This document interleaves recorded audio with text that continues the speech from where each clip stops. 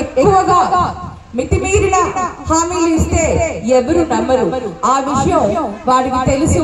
అయినా కూడా మనల్ని మభ్యపెట్టేందుకు వారు ముందుకు వచ్చి మనందరికీ కూడా వారు అబద్ధపు హామీలు ఇస్తున్నారు. ఇదన్నీ కూడా ప్రజలు గుర్తుపెట్టుకోవాలమ్మా. మనకు నమ్మకం అనే ఒక విశ్వాసం దానిపైన మనకు ఎవరైతే మనకు నిజాయితీగా అన్ని సంక్షేమ పథకాలు ఇస్తున్నారో వారిని తప్పకుండా గెలిపించుకోవాలి. అలాగే నేను చేనేతల గురించి మరి ఈ 2 వార్డులు కూడా ఎక్కువగా చేనేతలు ఉంటారని అంటారు. మరి చేనేతల గురించి టీడీపీ పార్టీ వాళ్ళు ఏ ఒక్క సంక్షేమ పథకం కూడా పెట్టలేదు. ఎన్నో సంక్షేమ అబద్ధపు హామీలు ఇచ్చారు.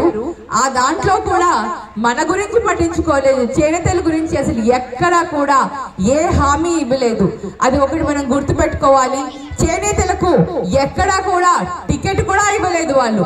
అది కూడా గుర్తు పెట్టుకోవాలి. అంటే చేనేతలు వాళ్ళకి ఒక ఓటు బ్యాంక్ గానే వాడుకుంటున్నారు. కానీ చేనేతల్ని మటుకు వాళ్ళు ఒక విలువ కానీ ఒక గౌరవం కానీ ఏది ఇవ్వట్లేదు. ఈ రోజు మనమందరం కూడా గుర్తుపెట్టుకోవాలి. ఒక బీసీ మహిళగా, ఒక చేనేత మహిళగా మరి మీ ముందుకు వచ్చాను.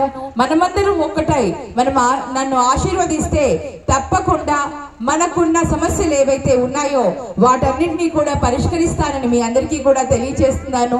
మరి ఎంపీగా చాలా చేశాను, ఎమ్మెల్యేగా కూడా చేసేందుకు మీరందరూ కూడా అవకాశం ఇస్తే తప్పకుండా మన వార్డ్స్ లో కానివ్వండి, మనకు కానీ ఎటువంటి సమస్యలున్నా కూడా మీ మనిషిగా తప్పకుండా ఆ సమస్యలను తీరుస్తానని మీ అందరికీ కూడా తెలియజేస్తున్నాను. మరి ఈ రోజు మీరందరూ గెలిపిస్తే మరి ఎమ్మెల్యేగా గెలిపిస్తారని ఆశీర్వదిస్తారని ఆశిస్తూ ఫ్యాన్ గుర్తుపై ఓటు వేసి మే 13వ తేదీన 2 కూడా ఎంపీ ఎమ్మెల్యే 2 కూడా ఫ్యాన్ గుర్తుపై ఓటు వేసి మీరు ఆశీర్వదిస్తారని ఆశిస్తూ మరి ఒకటి మీరందరూ కూడా ఎంతో ఇంత ఎండలో కూడా నన్ను ఆశీర్వదించేందుకు ఇక్కడికి వచ్చినందుకు మీ అందరికీ కూడా పేరు పేరున నా హృదయపూర్వక ధన్యవాదాలు తెలియజేసుకుంటున్నాను. మరి మీరందరూ కూడా మే 13వ తేదీ మరిచిపోకుండా తప్పకుండా నన్ను ఆశీర్వదిస్తారని మిమ్మల్ని అందరినీ కూడా కోరుకుంటూ ఈ అవకాశం ఇచ్చిన 1-2 వార్డ్స్ వాళ్ళందరికీ కూడా ప్రత్యేక ధన్యవాదాలు తెలియజేసుకుంటూ సెలవు తీసుకుంటున్నాను. Thank you. జై చేనేత, జై జగన్.